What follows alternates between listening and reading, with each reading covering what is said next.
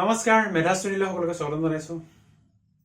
নমস্কাৰ মেধাশ্ৰীলৈ সকলোকে স্বাগতম জনাইছো এইটো ভিডিঅ'ত আমি কোৱেশ্চন নম্বৰ 5 কোৱেশ্চন নম্বৰ 6 আৰু কোৱেশ্চন নম্বৰ 7 আলোচনা কৰিম ঠিক আছে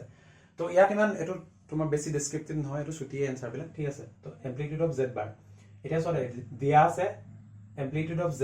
ইকুয়াল টু 5 ঠিক আছে উলিয়াব লাগে এবিলাক এমপ্লিটিউড অফ z বার উলিয়াব লাগে তোমাৰ বুকত যদি মেলি চোৱা বুকৰে ধৰ্ম এটা আছে ধৰ্মটো কি কয় যদি এমপ্লিটিউড অফ z বাৰ লোৱা এটো কাৰ লগত সমান হয় মাইনাস এমপ্লিটিউড অফ z ৰ লগত সমান হয় মানে ঠিক আছে এটি এমপ্লিটিউড অফ z কিমান 5 আগফালে মাইনাস টা গতিকে এটো হৈ গল আমাৰ answer second to amplitude of minus z উলিয়াব লাগে ঠিক আছে তো এটুক মই কি কম এটুক আৰু এটা ধৰ্ম আছে অলপ আগত যে আমি মানে ইয়া আগৰ ভিডিও কিটা যে প্ৰুফ কৰিছিলো কি প্ৰুফ কৰিছিলো এমপ্লিটিউড of z1 z2 equal to amplitude of z1 plus amplitude of z2 কৰিছিলো ন গতিকে হেটো লিখিম amplitude of এটো মানে কি -1 into z গতিকে লিখিব পাৰা -1 plus amplitude of z নহয় জানো -1 into z কইলা -z এ পাবা হয় এতিয়া চোৱা amplitude of -1 যদি কৰা তেতিয়া কি হ'ব -1 to মই কি লিখিব পাৰো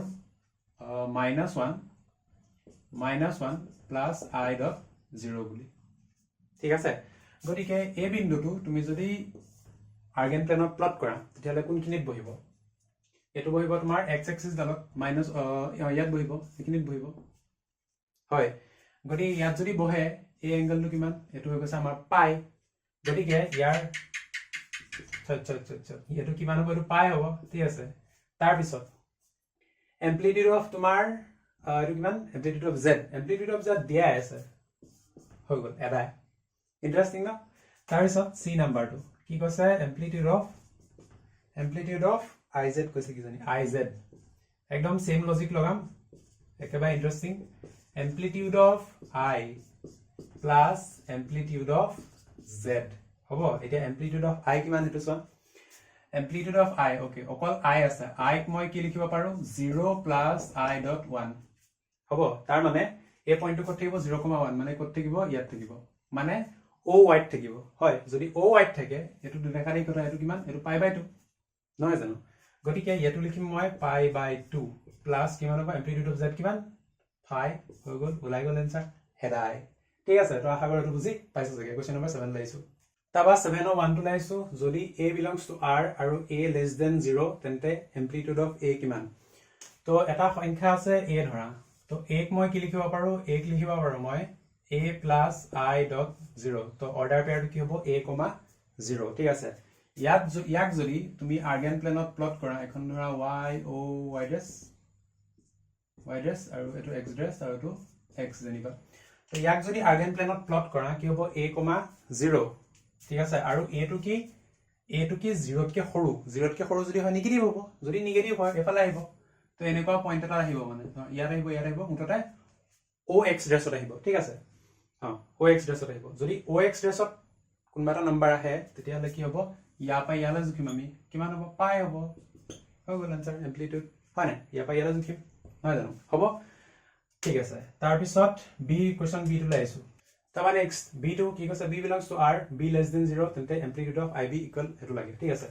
তো সবচে ফার্স্ট তো হৈ গল ib টো কে লিখো ib ক মই কি লিখিব 0 প্লাস তোমাৰ I dot b এনেকে লিখিব পাম হ'ব এতিয়া চোৱা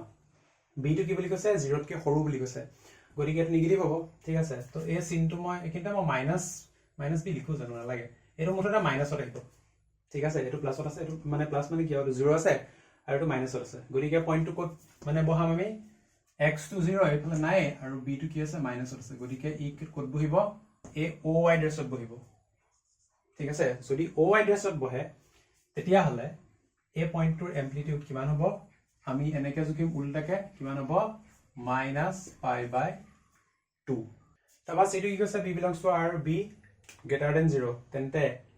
এমপ্লিটিউড অফ ib লাগে b greater than 0 মানে কি b পজিটিভ ঠিক আছে তো b ইয়াক মই কি লিখিব পাৰো ib ইয়াক লিখিব পাৰো একে 0 প্লাস ib এনেকে লিখিব পাৰো ইয়াৰ এটা ডিফাৰেন্স কি এটো পজিটিভত থাকিব ঠিক আছে এটো পজিটিভ হয় ইয়াত যেনেকে নিগেটিভ আছিল ইয়াত পজিটিভ হ'ব কাৰণ b কি 0 তকে ডাঙৰ গতিকে পইণ্টটো কত বহিব x to 0 আৰু y to পজিটিভ গতিকে ইয়াত বহিব ঠিক আছে গতিকে ইয়াৰ পৰা ইয়ালে আমি পজিটিভ লম কিমান পাই বাই 2 2 आंसर हो गल pi by 2 next d number যদি z not equal to 0 তেন্তে amplitude of z plus amplitude of z bar কিমান হ'ব আমি অলপ আগত কৰাটো নিচিনা যদি amplitude of z তোমাৰ থিটা হয় তেতিয়া হলে amplitude of z bar কিমান হ'ব एक्चुअली মই এনেকৈ লিখো ৰবা নাই ঠিক আছে প্লাস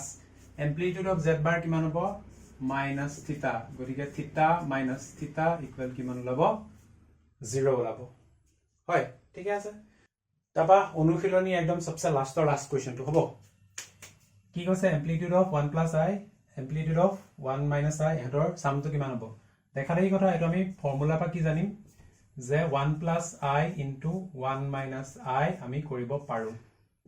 ঠিক আছে ফৰ্মুলা পা amplitude of z1 plus amplitude of z2 equal কিমান amplitude of z1 z2 তো implies amplitude of এটো থাকিব দিয়া 1 plus i into এটো মানে কিমান 1 minus i square হয় গটিকে amplitude of কিমান হ'ব 1 minus i square মানে কিমান -1 গটিকে এটো কিমান হ'ব +1 গটিকে amplitude of 2 যদি অকল amplitude of 2 লোৱা 2 মানে কিমান দেখা দেখি কথা 2 equal 2 plus i dot 0 তো অৰ্ডাৰ পেয়াৰটো কিমান হ'ব 2,0 2,0 টো কত থাকে ox ত থাকে হয় যদি ox ত থাকে এটা নুঠিলে ওপৰতে তাৰ মানে কি 0 ঠিক আছে গতিকে এটো হ'ল আমাৰ উলিয়াবলগিয়া এনসাৰ তো আশা কৰো গুটে বস্তুটো বুজি পাইছে সকে গুটে এক্সাৰসাইজটো বুজি পাইছে সকে হ্যান্ডৰিটেন নোট খিনি যদি সোনকাল মানে এতিয়ালৈকে আপলোড হোৱা নাই অতি সোনকালে আপুনি আপলোড কৰিবলৈ চেষ্টা কৰি আছো তাৰ পিছত ইয়াৰ পিছত আমি অনুশীলনী 2.5 কৰিবৰ কাৰণে যিখিনি আমাৰ কনসেপ্ট লাগে আমি এইখিনিৰ ওপৰত আলোচনা কৰিম so thank you so much for watching stay curious keep learning